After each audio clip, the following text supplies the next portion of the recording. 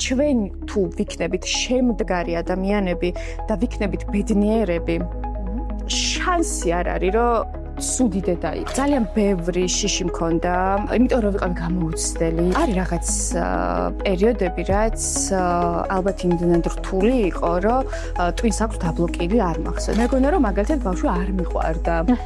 სათანადო კარგი დედა არ ვიყავი მისთვის. ბევრ დედას აქვს ეს ფიქრები და სამწუხაროდ ყველა ვერ აჟღერებს ამას. გონია რომ დასრულდა ეს რაღაცა ჯოჯოხეთი ღამის გათენებები, მე ახალი ემატება. ეშინიათ უარყოფითი შეფასების, რომ არიან ჩუმად. ლაქტაციაზე დიდი ბედნიერება ჩემი აზრით ცოტა რამ არსებობს.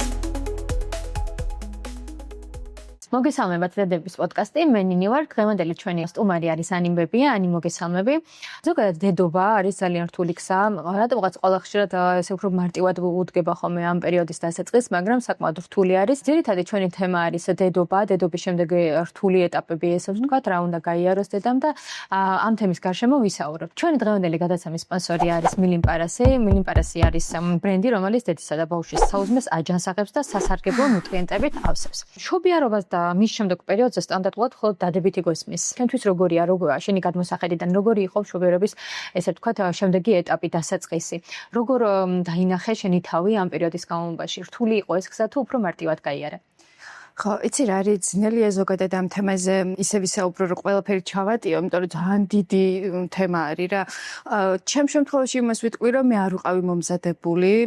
დაახლოებით 5, ხო, ჩემი პირველი შვილი არის 5 წლის და 5 წლის უკან არ იყო ამდენი თუნდაც პოდკასტი, თუნდაც რაღაც გადაცემები, სადაც ესე ღიად საუბრობდნენ დედები, ან უბრალოდ რამე რუბრიკა ისეთი, რომ გამეგო ინფორმაცია რა. აი ძალიან მწირე რაღაცებს ვიღაცის გამოცდილებიდან უბრალოდ ვიგებდი. ყველაფერთან მიმართებში არ მშობიარობა, იქ რო არსებობს თურმე დეპრესია მოყვება მას, თუნდაც მე ლაქტაცია და აი ეს ყველაფერი ამ ყველაფრის არ ვიყავი მზად.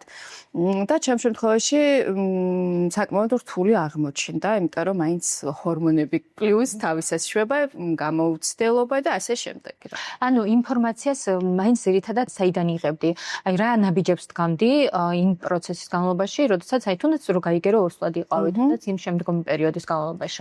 აი ხო გეუბნებთ, არ იყო 5 წელს უკან ამდენი ინფორმაცია, რამდენიც ეხლა არის, იმიტომ რომ ეხლა უკვე ღიად საუბრობენ თვითონ დედებით. ასე ვთქვათ, ინტერნეტ პლატფორმა ჩაანაცვლა ტელევიზია და ამან მოგცა ზღვა ინფორმაცია, იმიტომ რომ ბევრი პოდკასტი არის, ბევრი გადაცემები არის, სადაც უკვე საუბრობთ და ძალიან მიხარია ეს პოდკასტიც და ვფიქრობ, რომ ძალიან კარგ საქმეს აკეთებთ და უყურეთ და უსვინეთ.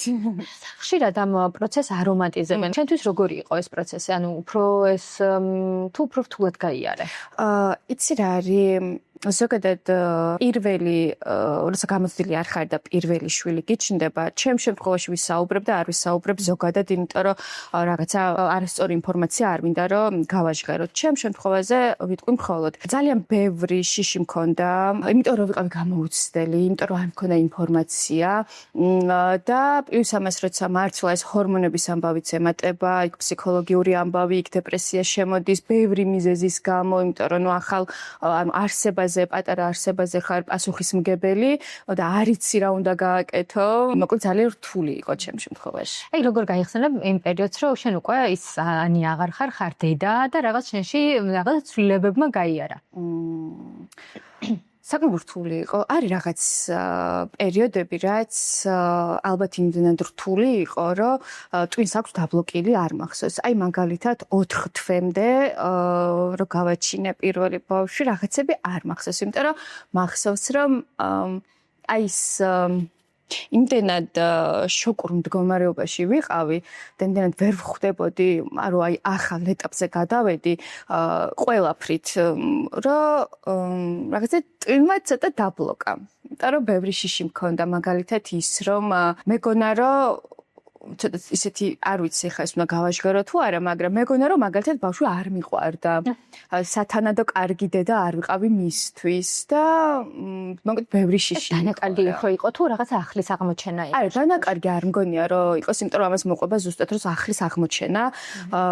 თუმცა რაც უნდა ზღვა ინფორმაცია გქონდეს მაინც რა ეს ჰორმონები თავისას შვება და ვფიქრობ, რომ ბევრ დედას აქვს ეს ფიქრები და სამწუხაროდ ყველა ვერ აჟღერებს ამას. აი, რამდენად მარტივად იყო შენთვის ამ ყოველფრის გააზრება? ან რამდენად უფრო მარტივი იყო ამ ყოველფრის გააზრება, რომ აი შენ პიროვნება შეიცვალე და რაღაცა თითქოს თავიდან ახლიდან იწყებდი ამ ყოველფრის ამ ნაბიჯების გადადგმას? საერთოდ არ იყო მარტივი, ძალიან რთული იყო და მე მივხვდი, რომ ფსიქოლოგი მჭირდებოდა, თუმცა არ ვიყავი მზად, მაგრამ რომ მივხვდი, რომ მჭირდებოდა, ესეც ძალიან კარგია. შენით მივხვდი. ჩემით მივხვდი, კი, იმიტომ რომ ვადანაშაულებდი ჩემს გარშემო ყველას, ბავშვის გარდა. ბავშვზე არ მქონია სხვათა შორის არც აგრესია, არც დადანაშაულება, უფრო პარტნიორის, ანუ მამის მიმართ მქონდა. ხო, რომ თუნდაც ჩემ პროფესიაში აღარ ვარ, თუნდაც ჩემი ფიზიკა შეიცვალა, დრო აღარ მაქვს და ასე შემდეგ. მომენტები ქონდა, ალბათ რომ რაღაცა გამოსავალს ვერ ხედავდი მაგ პერიოდის განმავლობაში. კი ბატონო, იმიტომ რომ ყოველ ჯერზე რო გგონია, რომ აი მაგალითად ეხა გაიარა კბილის ამოსვლის ეტაპმა და გგონია, რომ დასრულდა ეს რაღაცა ჯოჯოხეთი ღამის გათენებები, მერე ახალი ემატება, მერე ახალი და აი ამ სულ რაღაცა თავიდან ყველა თვე ახალი, მერე ერთი წლის კრიზისი, მერე 2 წლის კრიზისი, მერე უკვე ბარხში შეკავს ბავშვი და ეს ბევრია რა და რთულია.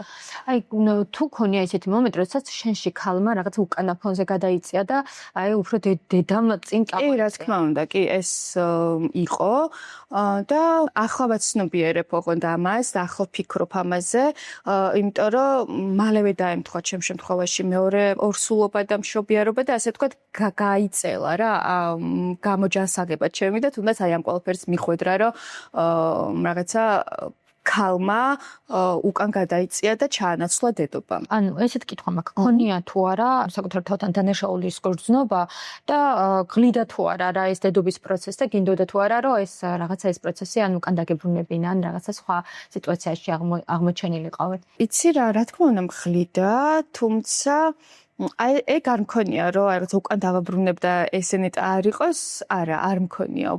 ანუ მივიღე მოცემულობა რომ მყავს შვილი, რომ არ პასუხისმგებელი ამაზე და ჩემი გასაკეთებელი არის. სხვა ჩემს მაგირად ვინ ვერაფერს ვერ გააკეთებს, იმიტომ რომ მე ვარ დედა, ეს არის პასუხისმგებლობა და უნდა ვიყო ყოჩაღად. შეფასებებზე მინდა რო გკითხო, ანუ ზოგადად შენ საკუთარ თავის მიმართ როგორი შეფასება გქონდა აი ამ პერიოდის განმავლობაში, ანუ ბევრად უფრო ფიქრობდი რომ გაიზარდე თუ რაღაცა შეცდომებზე უფრო მეტად ფიქრობდი, აი რა შეგრძნება გქონდა, როგორი შეფასება გქონდა საკუთარ თავთან? თავიდან მქონდა რომ ვიყავი ცუდი დედა. ოღონდ რაღაცა კონკრეტული რაღაცებიდან გამომდინარე, აი მაგალითად ეხა გამახსენდა, ხო. პირველად რაც ალბათ ყველას გადმოვარდნია ბავშვი, დაძინებული ბავშვი და პირველად როცა გადმოვარდა, აი მაშინ ძალიან დამნაშავედ ვიგრძენი თავი და ძალიან მძიმედ იმას ვქონდა, ჩემ გამო გადმოვარდა და ბავშვს რამე დაზიანება ხო არ აქვს და კი, რა თქმა უნდა მქონდა ეს რაღაცა თვითგვემა მქონდა. საზოგადოებამ როგორ მიიღო ეს სიტუაცია და ზოგადად შენ დამოკიდებულება საკუთარი თავის მიმართ? არ ვიცი, იცი რა, ეხა საზოგადოებაში გააჟღერე ზოგადად აი ოჯახის წევრებთან თუნდაც. არის რაღაცები, რაც ჯერ მე ვფიქრობ, მე მინდა გაავანალიზო, შემდეგ არის ილოსთან ერთად მინდა გაავანალიზო რაღაცა და როცა რაღაცაზე პასუხს მივიღებ, მე უკვე შემიძლია ხმამაღლა გავაჟღერო ეს და მე უბრალოდ ინფორმაციის მიწოდება უფრო მინდა სხვასთან, ვიდრე რაღაცა ის, რომ შემაფასონ, ანუ დადებითი მივიღო, დადებითი შეფასება არ ვარყოფით. საზოგადოება და დედა. ანუ რაღაცნაირად მინდა რომ განსაზღვროთ ეს რა შევეხოთ ამ თემასაც. ზოგადად ანუ ჩვენთან საქართველოშიც და ისედაც არა მარტო საქართველოში, ანუ დედა რაღაცნაირად აი ძალიან მობილიზებული უნდა იყოს ყოველ შვილზე და ეს დედობის რაღაცა ის არის, მაგრამ ხშირ შემთხვევაში საქართველოშიც და სხვაგან დედებს მუშაობას უწევს, ანუ თავისი საკუთარი პროფესიის ესე ვთქვათ გაგრძელება უწევს. შენ როგორ იყავი ამ სიტუაციაში? იცი რა არის, ხო სამწუხაროდ არის ეს ტენდენცია საქართველოში, რომ აი მაგალითად თუ ქალს ჰყავს შვილი, მით უმეტეს ერთზე მეტი და მუშაობს და საქმიანია და კარგად გამოიყურება, რაღაცა გგონია, რომ კარგი დედა არ არის. ალბათ ეს იქიდან გამომდინარეობს, რომ ანუ საკუთარი გამოცდილებიდან უყურებენ, იმიტომ რომ ძალიან ძნელია, როცა შვილი ჰყავს და თუნდაც კარგად გამოიყურებენ. ჩემ შემთხვევაში ესე იყო, არსებობენ ადამიანები, ვისთვისაც ძალიან მარტივად გადის ეს პერიოდი და ჩემ შემთხვევაში არ იყო ეს პერიოდი მარტივი. არც დიდად საქმეში ანუ საქმე კი მქონდა სამსახური, მაგრამ სამაგერად ჩემ პროფესიას მოვწყდი და ეს ჩემთვის ძალიან რთული იყო და თუნდაც ის ყოფილა დღეები, რომ უბრალოდ მიუცნებია, რომ შვიდად მებანავა და ამის მერე ხო ბევრს აქვს ეს გამოვლილი და ცოტა გვეუცნაურება, რომ დედები კარგად გამოიყურებიან, სამსახური აქვთ და შემდგარი ქალები არიან. თუმცა ახლა ვფიქრობ, რომ ყველაფერი მოხერხებადი და შეთავსებადი არის. მთავარია დედა იყოს ჯანსაღ გარემოში და ჯანსაღად უდგებოდეს საკუთარ თავსაც და ყველაფერს. შენ როგორ დააბალანსე ეს სიტუაცია? მე ჩავდე საერთოდ ანუ ვერც ვაბალანსებდი რა თქმა უნდა. ახლა უფრო ვაბალანსებ, მეორე 3 წლის არის და ალბათ ხო, ფსიქოლოგის დახმარებით დამეხმარე ძალიან ბევრ რაღაცაში რა. ზოგადად საზოგადოებაში ისედაც ქალებს უჭირს ამ საკითხებთან საუბარი. როგორ ფიქრობ, რა შეიძლება იყოს ამის მიზეზი? ალბათ ზუსტად ის, რომ იმდენად ეშინიათ უარყოფითი შეფასების, რომ არიან ჩუმად. და უარყოფითი შეფასება გამომდინარეობს იქიდან, რაც ვთქვი, საკუთარი გამოცდილება, ან უფროსი თაობისგან, რომ თუ კარგად გამოიყურები და თუ მუშაობ, ესე იგი ცუდი დედა ხარ, ესე იგი ბავშვს აკლებ დროს და შენ თავზე ფიქრობ. ალბათ ამის შიში აქვთ რა. ვისაუბროთ მეუღლის როლზე ამ შემთხვევაში. როგორ ფიქრობ, რამდენად აქტიურად უნდა იყოს ჩართული, როგორ ბალანსდება ზოგადად ეს ურთიერთობები ამ პროცესის განმავლობაში? მე ვფიქრობ, რომ თანაბრად უნდა იყოს ჩართული, როგორც დედა, ასევე მამა, უბრალოდ ხშირ შემთხვევაში, როცა ქალი მშობიარობს, დეკრეტს იკლებს და არის სახლში და მამა მუშაობს და ფიზიკურად მეტ დროს ვერ ატარებს ბავშვთან და აქედან გამომდინარე აკლდება ბევრ რაღაცას. მაგალითად, ჩვენ თუ წაფებით ბავშვის საფენის გამოცვლაში, საჭმლის გაკეთებაში, მათთვის უფრო ძნელი შეიძლება იყოს ეს ყოველდღიური რაღაცები. მე აღარ ვიძახი ზრუნვას და აღზრდაში ჩართულობას. ეხა უკვე მე რასაც ვუყურებ, ძალიან ჩართულები არიან მამები და ვფიქრობ, რომ ეს არის ალბათ ჩვენი თაობის დედების დამსახურებაც რა, რომ სწორად აწვდიან თუნდაც ბავშვის მამას ინფორმაციას და რაღაცა უფრო ერთინი არიან ხოლმე და ეს მახარ. სხვათა შორის ძალიან ბევრმა საქართველოში არ იცის, რომ დეკრეტი მარტო დედის არ არის. არსებობს მამების დეკრეტიც არის. და სხვათა შორის იყო შემთხვევები, როდესაც რამდენიმეჯერ გაჟღერდა ეს სიტუაცია და ძალიან გაუკვირდა ყველას. ხო, მაგალითად გიორგი ყიფშიძე როგორც ვიცი, მსახიობი, მან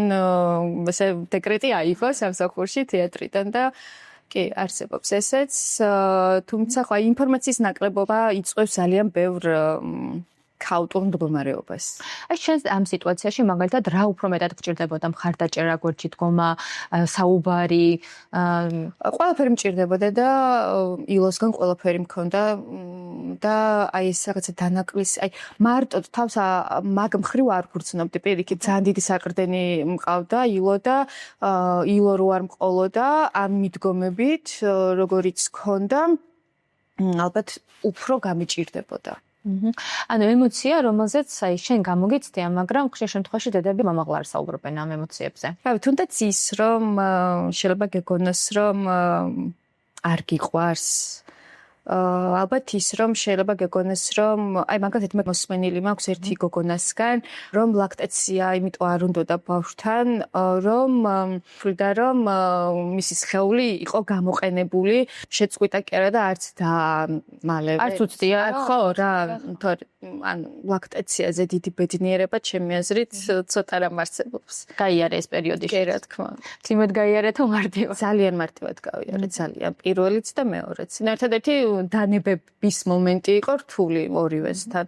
და აი ამ შემთხვევაში მამის ფაქტორი არის უდიდესი, იმიტომ რომ მამამ უნდა იყოს მთლიანი პასუხისმგებლობა და უნდა დაგაცავდეს, იმიტომ რომ წნეხს ვერ უძლებს დედა და შეიძლება ისევ დაუბრუნდეს და აქ თუ ძლიერად არ დადექი შეიძლება დაცაში მაგალითად რომ ავუხსნათ.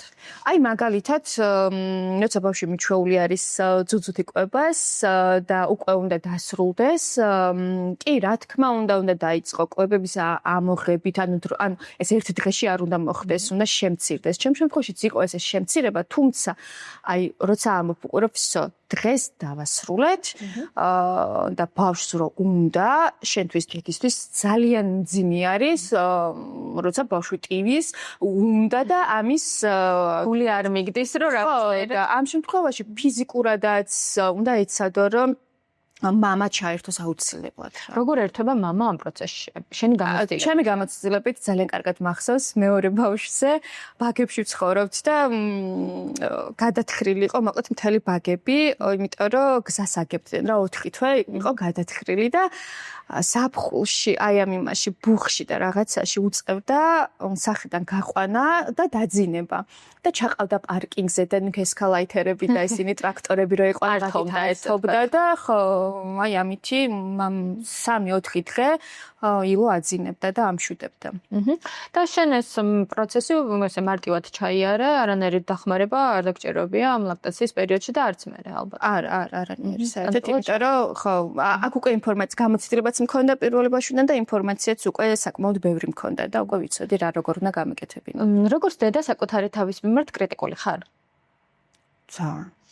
აი მაგალითად ვიტგვემაში გადამდის ხოლმე და ამაზე უმუშაობ საკუთარ თავთან, იმიტომ რომ არ მინდა რომ ვიყო ჩასაფრებული, რომ აი სულ ანუ შეცდომა რომ მოგივა ადამიანს, ანუ თუნდაც როგორც დედას ბავშვთან მიმართებაში, არ უნდა გეშინოდეს ამის და მე ამ შეცდომების მეშინოდა და ზუსტ ასტრესილი ვიყავი, რა შეცდომა არ მომივიდეს და უნდა მოიხსნა ეს მოსულა რა შეცდომებიც მოსულა, უშეცდომო არავინ არ არის და რა თქმა უნდა შულთან მიმართებაშიც ბევრი შეცდომა მოგვივა, უბრალოდ ამას როგორ გამოვასწორებთ, ეგ არის მთავარი. როგორ ცდილობდი ამის გამოსწორებას? ანუ საკუთარი თავის მიმართ კრიტიკას ესე ვთქვათ, როგორ ძლევდი?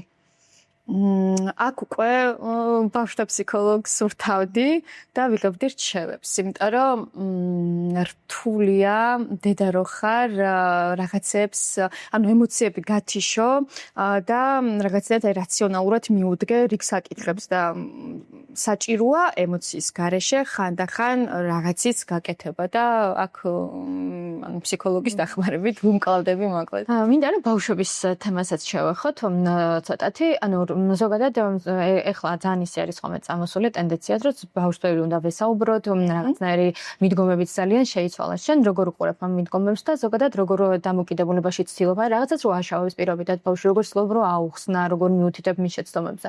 ხო, იცი რა არის ზოგადად აი როგორც კვებაზე იყო ხოლმე ეს ფრაზა აქედან ვიცი, ახალი გაიდლაინებით. სულ იცვლება ეს გაიდლაინები, მაგრამ აი ეს ურთიერთობას რაც შეეხება, არ ვიცი, უბრალოდ ალბათ რა თქმა უნდა მივიღოთ ინფორმაცია, უნდა მოусმინოთ ფსიქოლოგებს და იქიდან გამომდინარე უნდა მივუდგეთ ბავშვს. თუმცა არსებობს ბევრი რაღაც, რაც შენ თვითონ ვიცი, შენ თვითონ ხვდები, რომ აი მაგალითად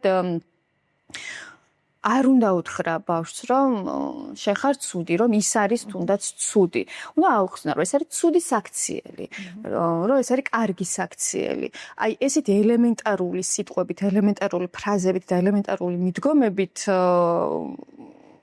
მერე ყალიბდება ჩემი აზრით ბავშვის ფსიქიკაც და აღზრდის მეთოდიც. უპასუხოთ თუ დაგიტოვებია.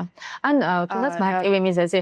აი რაღაცას რო გეკითხებიან და აი რატო იმიტომ? არასდროს პირიქით და არც ის არ მერიდება რომ ვთქვა რომ არ ვიცი.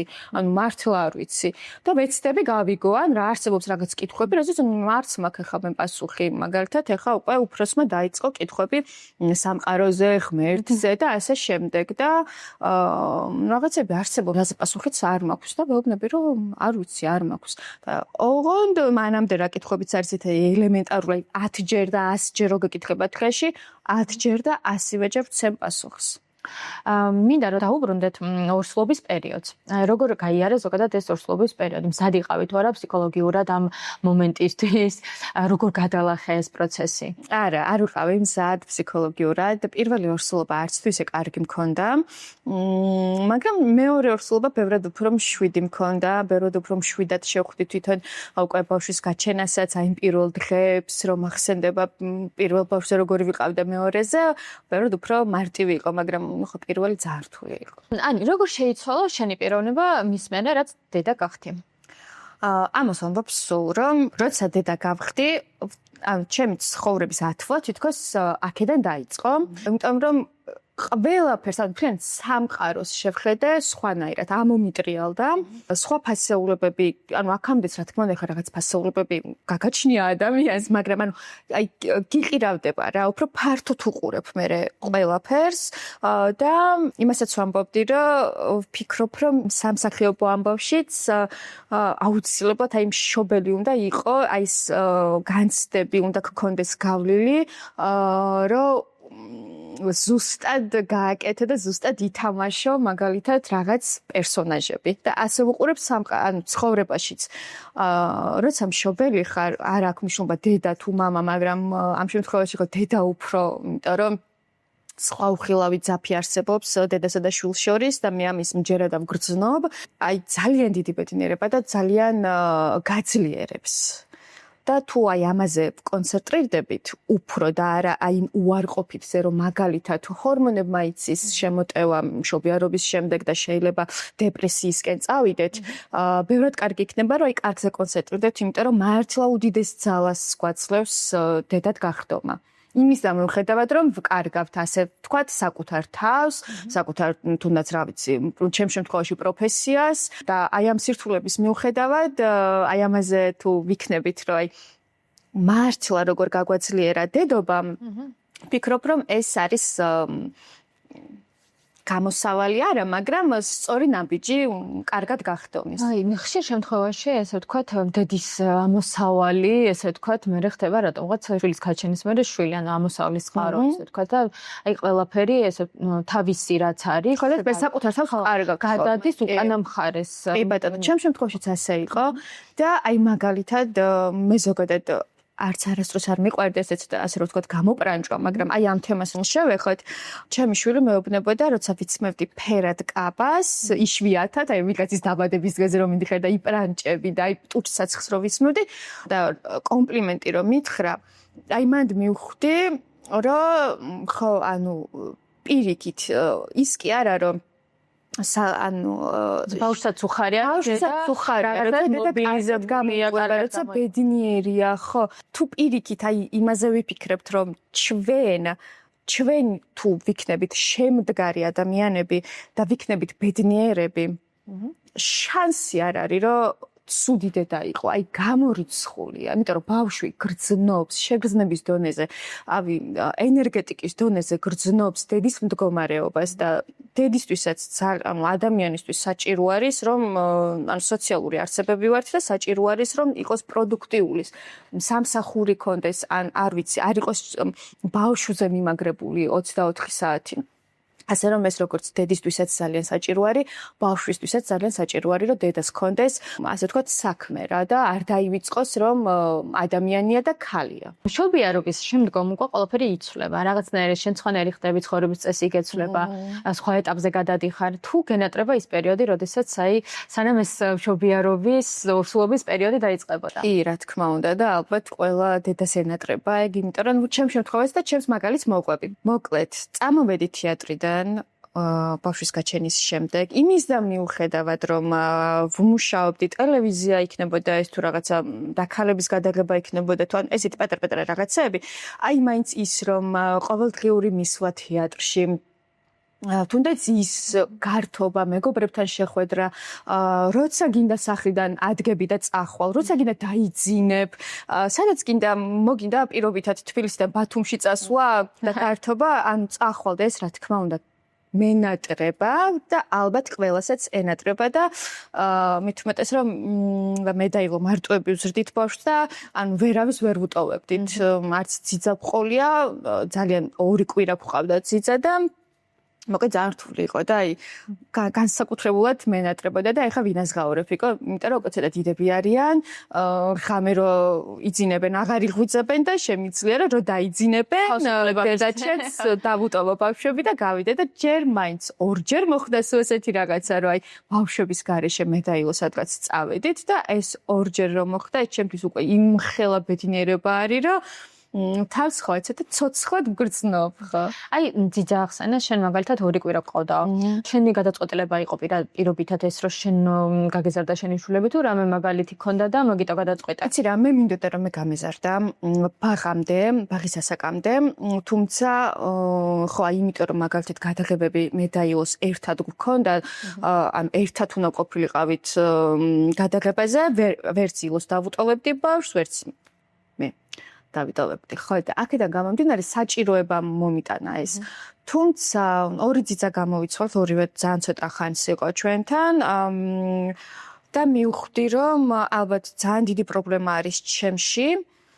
და რაც არ უნდა ყველა კრიტერიუმს აკმაყოფილებდეს ძიძა, მე რაც მაქვს, აი მაინც ბოლომდე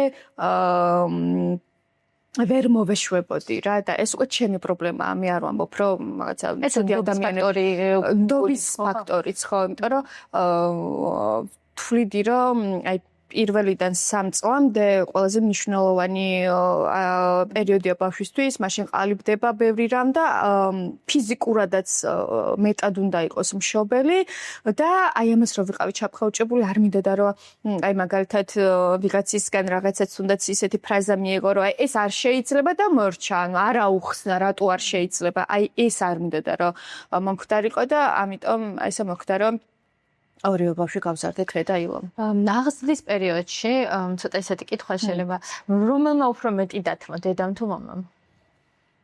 მე.